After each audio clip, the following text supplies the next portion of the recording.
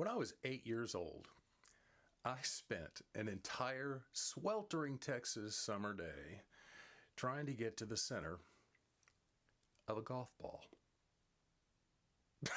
I know. Have you ever heard anything so stupid? I had to know what was inside. You see, my best friend, Ronnie Spivey, had told me that the inside of a golf ball is filled with a mysterious liquid that is more poisonous than battery acid or cobra spit. He said, duh, that's what makes it go so far, stupid. It's like some kind of internal unstable jet fuel. No shit? Whoa. Well, I had to find out for myself. So I went and I stole one of my dad's brand new golf balls from his golf bag in the garage. And I took the golf ball, found a rough patch of concrete, and I started to rub it on the sidewalk. Now, if you've ever done this, God knows I hope you haven't, it takes a long time and it takes a lot of dedication. And what I finally got to was a small hole in the white shell, which got bigger and bigger and bigger and bigger until I could finally take a screwdriver and wedge a crack open until it was big enough to pull the inside out. Now, what I found was a tightly wound ball of rubber bands, which I slowly started to peel away, little by little. Now, these weren't big fat rubber bands. These were very tiny, very thin, and very delicate, and they broke every time. And there were thousands of them. So this took forever. When I finally got down to the center, I found a little blue ball that looked and felt pretty much like a super ball. Ha! There wasn't any rocket fuel inside. There was just this stupid super ball. And it didn't even bounce that high when you threw it on the driveway. Poisonous battery acid? My fanny, man.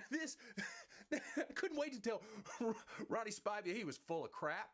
There ain't nothing inside this. Just a stupid super ball. What an idiot. But I couldn't tell for sure whether it had a secret hollow core full of God knows what. So I had to find out for myself. So I decided to step on it. Now, hold on. Now, Ronnie could still be right. And if it did burst open and acid splashed out of it, it would cover my feet and it wouldn't stop eating or burning until I was left with a mid-shin stump. It could happen. But dang it, I had to find out. So I stepped on it. Nothing. Picked that thing up, threw it as hard as I could against the house. Nothing. I found a hammer, slammed it as hard as I could. Nothing. Got a pair of pliers, squeezed it as hard as I could. Nothing. This thing was indestructible. So, after an hour or so of chewing on it, sure that I had found an indestructible scientific miracle,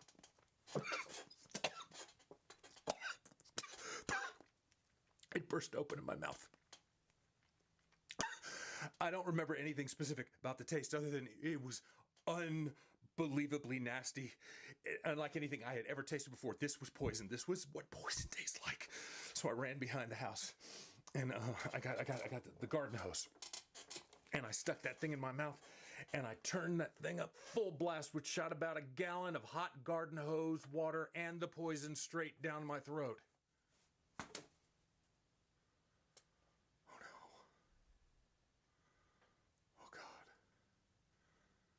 What did I do?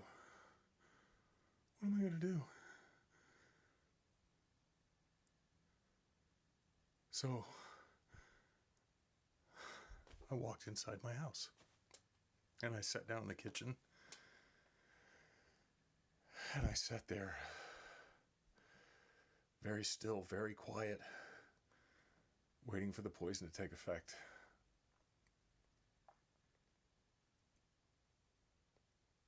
got dark. My parents came home from work. I did not tell them what I had done. Oh God, no.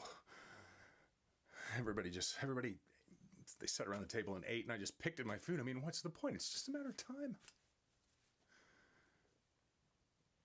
And then I went to bed. And I just laid there and quietly waited to die.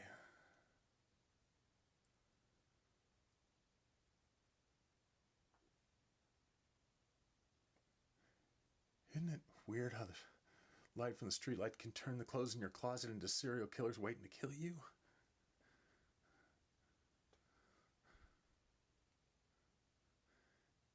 Do you ever sit in bed at night and count the number of sexual partners you've had? I do. No matter how many times you wash your mouth out with a garden hose, it can't change what you did.